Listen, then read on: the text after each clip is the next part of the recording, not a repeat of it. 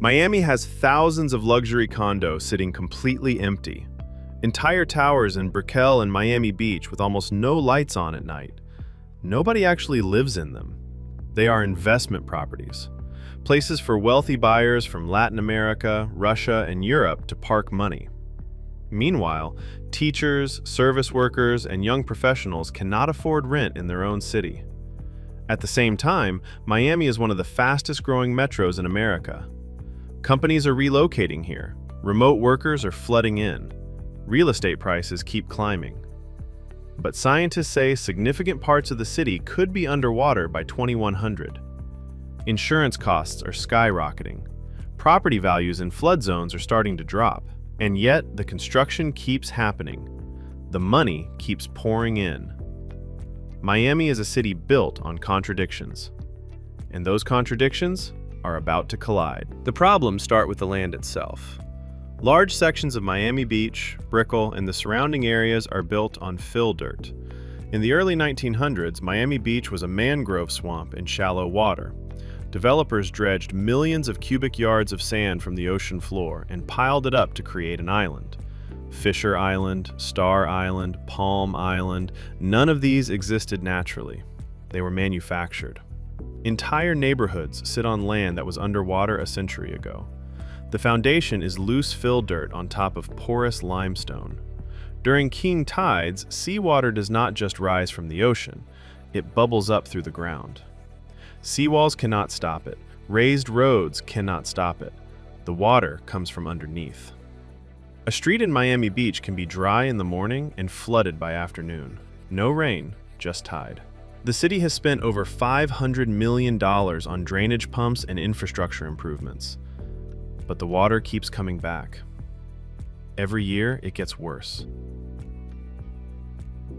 The way Miami is organized makes everything harder. Miami-Dade County is not one unified city. It is 34 separate municipalities.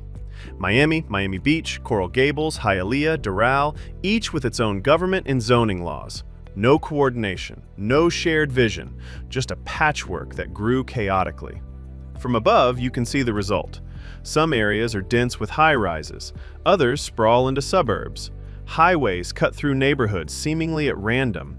There is no logic to how this region developed, because there was never a unified plan. Transit reflects this chaos. Metro Rail is Miami's rapid transit system. 2 lines for a metro of over 6 million people. Chicago has 8 lines, Washington, D.C. has 6, Miami has 2 that barely cover half the area.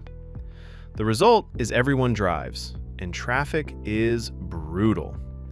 I-95 during rush hour is a parking lot. The average commute is over 30 minutes. A 10-mile drive can take an hour. There is no subway, no regional rail, no alternative. If you do not have a car in Miami, you are stuck. And even if you do have one, you are sitting in gridlock. This forces people to live far from work because housing near jobs is too expensive. Almost nothing is walkable. Neighborhoods are designed around cars. Wide roads, parking lots, no sidewalks. You cannot safely walk to a grocery store even if you wanted to. The culture reflects all of this. In Miami, image is everything.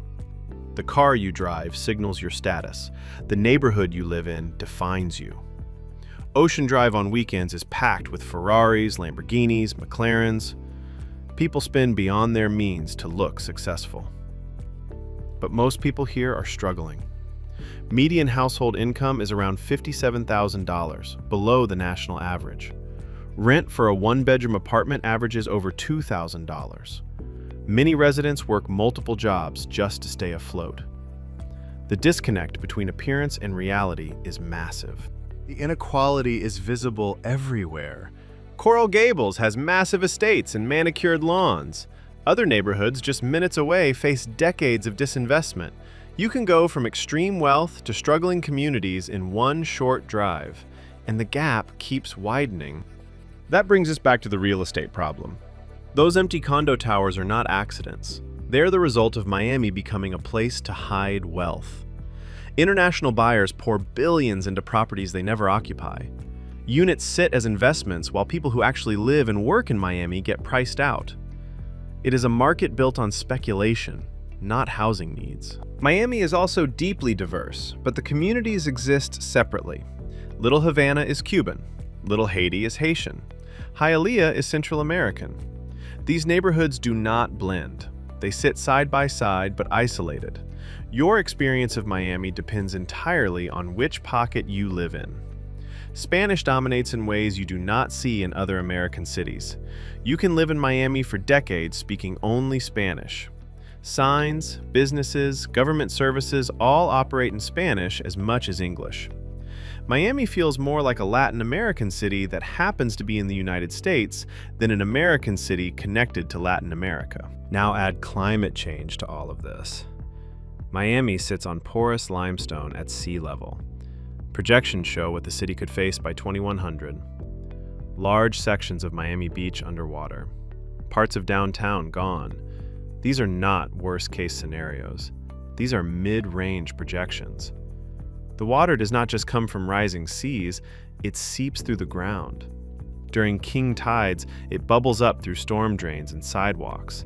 You cannot build walls high enough to keep it out because it comes from below.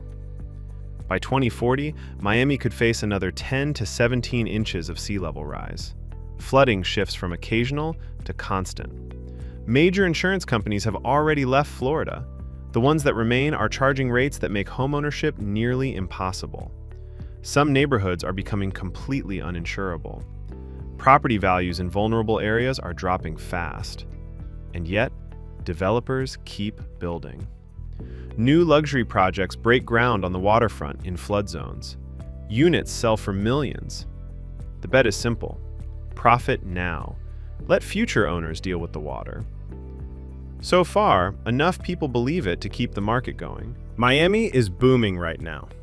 Tech companies are opening offices, finance firms are leaving New York for Miami, remote workers keep coming for the weather and tax benefits, celebrities promote it as the next big thing. Population growth is among the fastest in the country. But the cracks are showing. Affordability is collapsing. Traffic is unbearable. Infrastructure cannot keep pace. And the water is rising. Not in some distant future, right now. The city is running on momentum, and nobody knows when that momentum runs out. Miami is beautiful, but unsustainable. Wealthy, but unequal. Diverse, but segregated. Booming, but threatened. It exists because people decided it should, not because it made sense. That worked for a century, but reality is catching up. And Miami is running out of time to adapt. The question is not whether Miami will face a reckoning. The question is when, and whether anyone will be ready. If you enjoyed this, subscribe for more videos breaking down cities like this. Drop a comment. Would you move to Miami after seeing all this? See you in the next one.